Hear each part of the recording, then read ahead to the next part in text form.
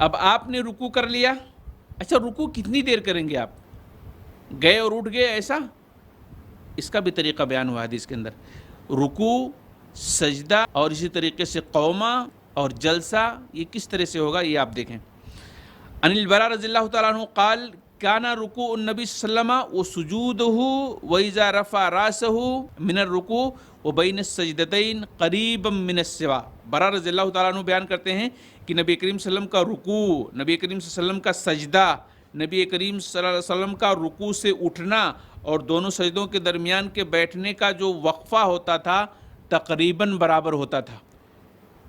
رکوع جتنے ٹائم کا ہوتا تھا، جتنے وقت کا ہوتا تھا، اتنا سجدہ ہی ہوتا تھا اور اتنا دیر رکوع سے اٹھنا بھی ہوتا تھا اور اتنا ہی دیر دو سجدوں کے بیچ میں بیٹھنا بھی ہوتا تھا۔ کیا سمجھے آپ؟ جتنی دیر آپ رکوع کرتے اتنی دیر آپ رکوع سے اٹھنے کے بعد کھڑے بھی رہتے، اور جتنی دیر آپ سجدہ کرتے اتنی دیر آپ سجدے سے اٹھنے کے بعد جب دوسری سجدے کے لیے جانا ہوتا تو بیچ میں اتنی دیر آپ بیٹھے رہتے، یعنی دونوں سجدوں کے بیچ میں جو بیٹھنا ہے جس کو جلسہ کہتے ہیں، جلسہ کہتے ہیں، دونوں سجدوں کے بیچ میں بیٹھنے کو کیا کہتے ہیں؟ جلسہ کہتے ہیں۔ اس کے اندر بھی دعا پڑھی جاتی ہے، اس کے اندر دعا پڑھی جاتی ہے، یا تو رب اغفر لی انسان پڑھے، یا اللہم اغفر لی ورحمنی وہدنی وعافنی ورزقنی پڑھے۔ کسی روایت کے اندر وجبرنی بھی آیا ہے، تو کوئی بھی جو سنت سے ثابت ہو دعا پڑھ سکتا ہے، لیکن دعا یاد ہو تب انسان پڑھے گا نا۔ شاید لوگوں کو جو جلدی کرتے ہیں ان کو پتہ ہی نہیں کہ دعا پڑھی جاتی ہے، تو یہ دعا پڑھنا ہے دونوں سجدوں کے بیچ میں، جسے جلسہ کہتے ہیں۔ اور رکوع سے جب اٹھتے ہیں تب بھی دعا پڑھنا ہے۔ رکوع سے اٹھنا ہے تو کیا بولنا ہے؟ سمیع اللہ لمن حمدہ، سمیع اللہ لمن حمدہ امام بھی بولے گا اور مقتدی بھی بولے گا۔ مقتدی تو بولتے ہی نہیں، امام جب نماز پڑھا رہا ہوتا ہے تو کہتا ہے سمیع اللہ لمن حمدہ، سمیع اللہ لمن حمدہ، اللہ نے اس کی بات سن لی، سمیع اللہ، اللہ نے سن لی، لمن حمدہ، جس نے اس کی تعریف کی، اللہ نے اس بندے کی بات کو سن لیا جس نے اس کی تعریف کی، اس کا معنی ہو گیا۔ تو سمیع اللہ لمن حمدہ جب امام کہے تو مقتدی کو بھی کہنا چاہیے، لیکن اگر مقتدی نہیں کہتا ہے تو کوئی حرج کی بات نہیں ہے، لیکن کہنا چاہیے، ٹھیک ہے۔ اچھا، اب امام نے سمیع اللہ لمن حمدہ کہہ دیا، آپ نے بھی کہہ دیا۔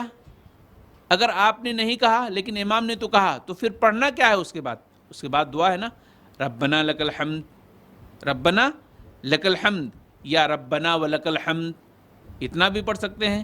ربنا لک الحمد حمدا کثیرا طیبا مبارکا فی، ربنا لک الحمد حمدا کثیرا طیبا مبارکا فی، اتنا بھی پڑھ سکتے ہیں۔ اس کے علاوہ بھی کئی ایک دعائیں ہیں جو ثابت ہیں، اس کو پڑھ سکتے ہیں، اس کے بہت بڑے فائدے ہیں۔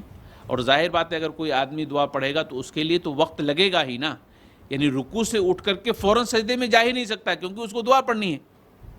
اسی طریقے سے دونوں سجدوں کے بیچ میں بھی دعا پڑھنی ہے اور دعا پڑھنے میں بھی وقت لگے گا، اور پھر اس کے بعد سجدے میں آپ کو جانا ہے۔ سجدے کا جو ہے طریقہ بتایا گیا، سجدے میں کیسے جانا ہے آپ کو۔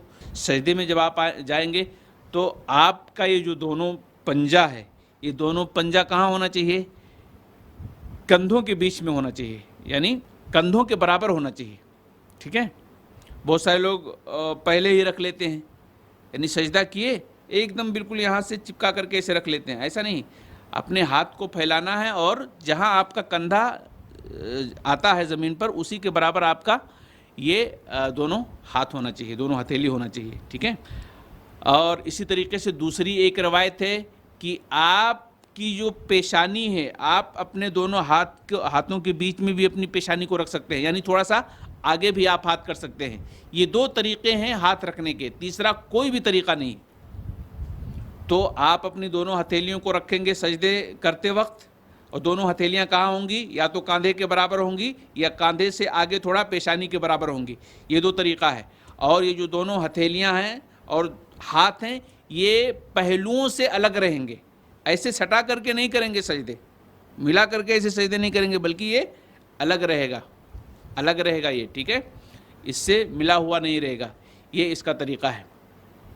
یعنی آپ کے ہاتھ آپ کے پہلوؤں سے الگ رہیں گے اور زمین پر بھی نہیں ٹکیں گے، ہاں زمین پر بھی نہیں ٹکیں گے، زمین پر یہ پورا ہتھیلی نہیں ٹکے گا، بلکہ زمین پر خالی آپ کا یہ پنجہ رہے گا اور یہ جو کوہنی جس کو بولتے ہیں یہ اٹھا ہوا رہے گا اس طرح سے.